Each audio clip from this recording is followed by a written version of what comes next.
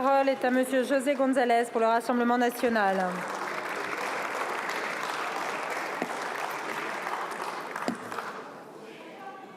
Merci Madame la Présidente, Madame, Messieurs les ministres.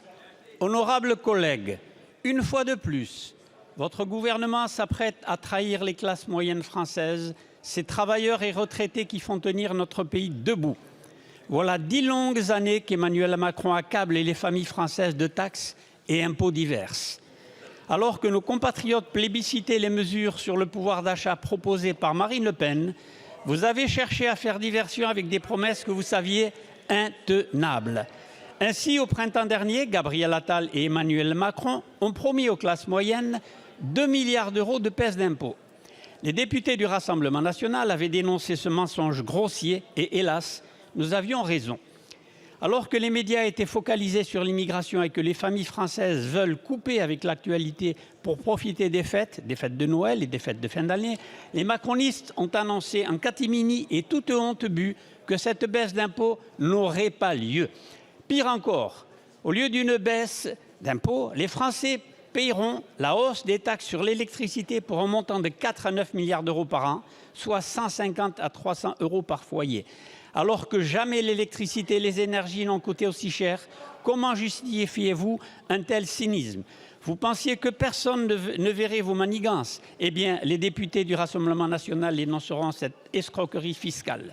Vous prétendez puiser dans les poches des Français au nom des finances publiques, mais vous ne faites aucune économie structurelle, vous ne luttez contre aucun gaspillage et ne touchez à aucun privilège. Non content d'avoir pillé des dizaines de milliards d'euros les classes moyennes, vous allez leur faire payer les avantages des oligarques de la mondialisation. Car votre gouvernement va honorer une seule promesse fiscale, celle de créer un odieux paradis fiscal pour les richissimes organisations comme la FIFA. Ma question est donc simple, Monsieur le ministre. Quand cesserez-vous donc de prendre l'argent des Français pour financer votre débâcle budgétaire et gaspiller les deniers publics pour les plus privilégiés? Merci beaucoup. Je vous remercie. La parole est à Monsieur Thomas Cazenave, ministre en charge des comptes publics. Merci Madame la Présidente. Monsieur le député González, nous ne vous avons pas attendu pour baisser les impôts et se préoccuper du pouvoir d'achat des Français. Nous sommes la majorité, monsieur le député, qui avons baissé de 50 milliards d'euros les impôts depuis 2017.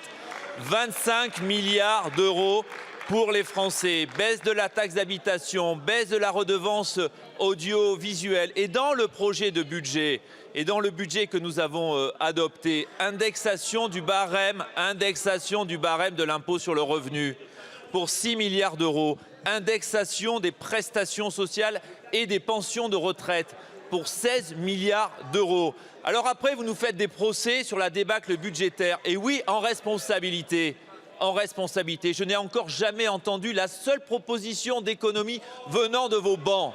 Oui, nous redressons les finances publiques, monsieur le député González. Et est-ce que vous pensez, quand on a protégé les industries, les entreprises, 85 milliards d'euros pour le bouclier énergétique. Voilà des mesures concrètes qui ont évité l'effondrement de nos entreprises, des ménages. Et avec la baisse des prix de l'énergie, il est temps de revenir en arrière. Pourquoi? Parce qu'il faut réduire notre déficit public en responsabilité pour garantir notre souveraineté. Mais j'ai l'impression que ces objectifs-là, vous ne les partagez pas. Merci beaucoup, Monsieur le ministre. La prochaine question va être